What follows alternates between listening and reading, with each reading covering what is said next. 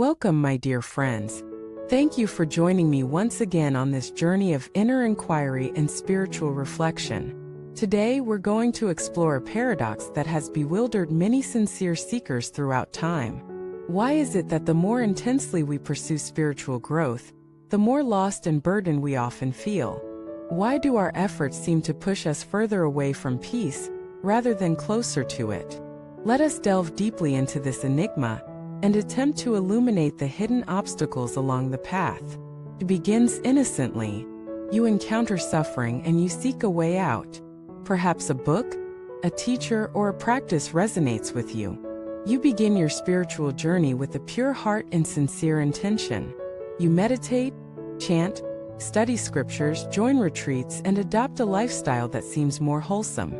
Yet, somewhere along the way, something begins to shift, not always for the better. Suddenly, the practice becomes a source of pressure. The questions in your mind become endless and heavy. Am I progressing? Am I doing this right? Should I be seeing visions or entering samadhi? Why do others seem more advanced? Am I falling behind? You start comparing, competing, sometimes subtly, other times obsessively. You judge your thoughts. You scrutinize your emotions. You hide your vulnerabilities because you think spiritual people should always be calm and kind. You become more and more identified with being a practitioner, a seeker, a meditator. This identity quietly reinforces the very ego you are trying to dissolve. This is the first layer of the trap: blind attachment to progress. It masquerades as diligence, but it is rooted in insecurity. You are no longer practicing for truth, you are practicing for results. Meditation is no longer a mirror to see clearly, it becomes a test you must pass.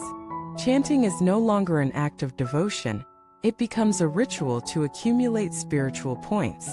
Serving others becomes a means of proving your worth. The path becomes a performance. This attachment grows subtly and powerfully. Like a parasite, it attaches itself to your practice, feeding off your yearning.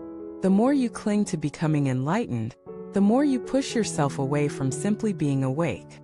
As the great masters have reminded us time and again, the goal of the path is not to become a better ego, it is to see through the illusion of ego altogether. Blind attachment distorts this aim. It pulls you into self-centered spirituality. You chant for your peace. You meditate for your liberation. You attend teachings for your insight. It's still all about you, but now, cloaked in robes of virtue. And here lies the second layer of the trap: ego in disguise. The ego is not defeated by adding layers of knowledge or experience. Thrives on identity. Any identity, even the identity of being spiritual, awakened, or holy, can become a fortress for the ego to hide within. It whispers, look how humble you are. Look how much you meditate. You're so far ahead compared to others. Thus, what began as a path of dissolving the self turns into a project of polishing the self-image. This is not an uncommon journey. Many sincere practitioners fall into this illusion. They meditate harder, study more, go deeper into complex philosophies, yet their hearts grow tighter, their judgments stronger, and their peace more elusive. Why? Because the mind is still holding on. The core grip of I must achieve has not loosened. The self-centered striving has not been surrendered. This is the root of the paradox. Enlightenment is not an achievement. It is the absence of striving. It is not the reward at the end of effort, it is the recognition that nothing needs to be attained.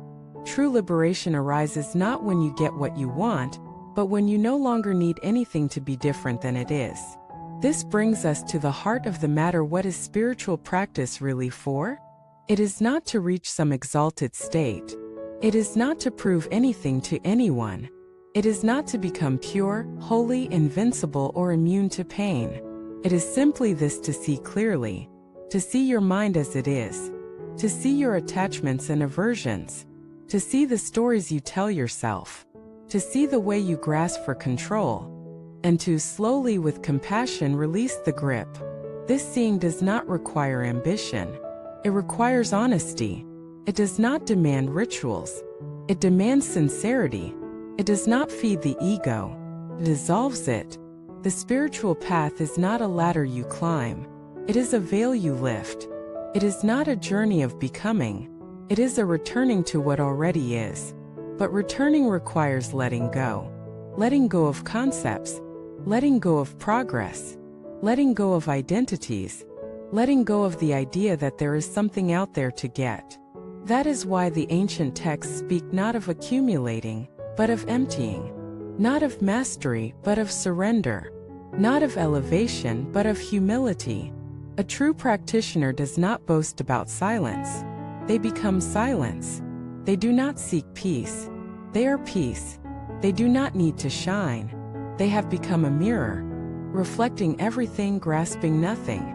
Such a one is not easily recognized. They don't speak in grand terms. They don't wear spirituality as a badge. They are often soft-spoken, kind, open, and unpretentious.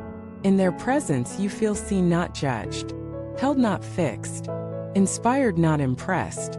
So ask yourself, are you clinging to your practice? Are you using it to build a better you? Are you hoping to become someone through spirituality? Or are you learning gently and honestly to let go of all becoming?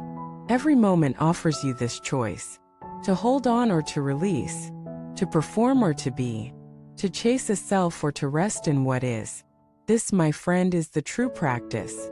Let us not confuse the tools of the path with the truth of the path. Let us not replace old attachments with new spiritual ones. Let us not seek to decorate the ego, but to discover the emptiness behind all masks. There, in the vast, open, and silent space beyond striving, comparison, and identity, you will not find a grand revelation. You will find something simpler and infinitely more precious: freedom. Thank you for watching this video. May your path be gentle, your heart be honest, and your spirit be free. Until next time.